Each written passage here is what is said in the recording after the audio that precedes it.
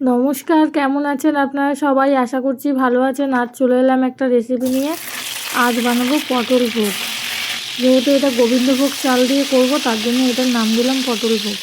তার জন্য পটলটাকে অর্ধেক খোসা রেখে রেখে ছাড়িয়ে দু টুকরো করে এবার কড়াইতে তেল দিয়ে ভাজতে বসে দিচ্ছি। তার মধ্যে একটু লবণ আর হলুদ দিয়ে পটলটাকে ভালোভাবে ভেজে নেব। আর এরপরে ভাজবো আলু। আর এই পটলগুলো না ভালো করে না ভাজলে না কাঁচা কাঁচা থাকলে ভালো লাগে না। পটল যত ভাজা ভালো হবে ততই ভালো লাগবে। পটল ভেজে তুলে নিয়েছি, এবার ভাজতে দিয়ে দিলাম আলু। আলুটা একটু লবণ হলুদ দিয়ে আলুটা ভাজবো। এটা খুব লাল করে ভেজে নেবো, কি যেরকম ভাজা হয়। এখানে বেটে নেব আদা, কাঁচা লঙ্কা, টমেটো। এটা সম্পূর্ণ নিরামিষ, আপনারা কিন্তু নিরামিষ দিনেও এইভাবে ট্রাই করে দেখতে পারেন। আলুটাকেও তুলে নিলাম। এবার ওই তেলের ওপর দিচ্ছি তেজপাতা, তারপরে দিচ্ছি জিরে ফোড়ন, গোটা জিরে, গোটা গরম মশলা, এলাচটা একটু থেতো করে দিয়েছি যাতে তেলের মধ্যে ভালোভাবে মিশে। এবার এই মশলাটাকে দিয়ে দেবো। মশলাটা ঢালতে গেলাম কিন্তু পড়লো না, এবার হাত দিয়েই তুলে দিয়ে দিলাম। এবার এই মশলাটা এদিকে ভাজা হোক। শর্টকাটে আরেকটা কাজ করি, কাজু কিশমিশটাকে এর মধ্যে একটু নেড়ে চেড়ে নিই। শর্টকাটে হয়ে গেল, এক্সট্রা করে আর ভাজতে হলো না।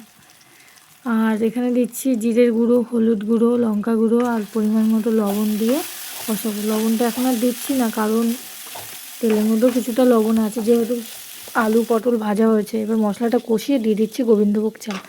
মানে যে যেরকম চাল দিতে চান দিতে পারেন, আমি অল্প করেই দিলাম, ওই এক মুঠো মতো নিয়েছি। নিয়ে এটাকে একটু ভালো করে নেড়ে চেড়ে মিশিয়ে কষিয়ে নিচ্ছি। একটু জল দিয়েও দিচ্ছি যাতে লেগে না যায়, আর চালটা পুড়ে গেলে যে চালের সেন্টটা সেটা নষ্ট হয়ে যাবে। এটা কষা হোক, ততক্ষণ আপনাদের বলি আমার ভিডিওগুলো যদি আপনাদের ভালো লাগে অবশ্যই একটা like, comment, share and subscribe করে আমার পাশে থাকবেন। ওটা কষানো হয়ে এসে তেল ছেড়ে এসে তারপরে দিয়ে দিলাম ভেজে রাখা আলু পটল। দিয়ে এটাকে আরেকটু ভালো করে কষাবো। কষিয়ে দিয়ে দিচ্ছি একটু চিনি। যে যেমন মিষ্টি খেতে চান বা নাও দিতে পারেন, সেটা আপনাদের ব্যক্তিগত ব্যাপার। কিন্তু নিরামিষে না চিনি দিলে পরে খেতে খুবই ভালো লাগে। আপনারা অবশ্যই ট্রাই করে দেখবেন এইভাবে। আর এই রান্নাটা আমি আমার শাশুড়ি মায়ের কাছ থেকে শিখেছি। আপনারা কিন্তু কমেন্ট করে জানাবেন রান্নাটা করে খেয়ে কেমন লাগলো। আর যদি খেতে চান তো আমাদের বাড়িতে চলে আসুন, আমি আপনাদের রান্না করে খাওয়াবো। কষানো হয়ে এসছে, এবার দিয়ে দিচ্ছি পরিমাণ মতো জল। দিয়ে এটাকে ফুটতে দেবো। চালটাও সেদ্ধ হবে, আলু পটল তো 50% মতো ভাজা হয়ে গেছে। এবার একটু গামাখাও থাকবে, সেরকমভাবে জলটা দিলাম। এটা ভাত, রুটি, পরোটা সব কিছুর সাথেই ভালো লাগবে খেতে। শুধুও কিন্তু খারাপ লাগবে না, আপনারা ট্রাই করে দেখতে পারেন। এবার এটাকে ভালো করে ফুটিয়ে নিচ্ছি। আর নামানোর আগে দিয়ে দেবো ঘি আর গরম মশলা, দিয়ে নামিয়ে নেব। কেমন হলো আমার পটল ভোগ অবশ্যই কমেন্ট করে জানাবেন। আবার দেখা হবে একটা নতুন ভিডিওর সাথে। ততক্ষণ আপনারা ভালো থাকবেন, সুস্থ থাকবেন। আজ তাহলে আসি, বাই।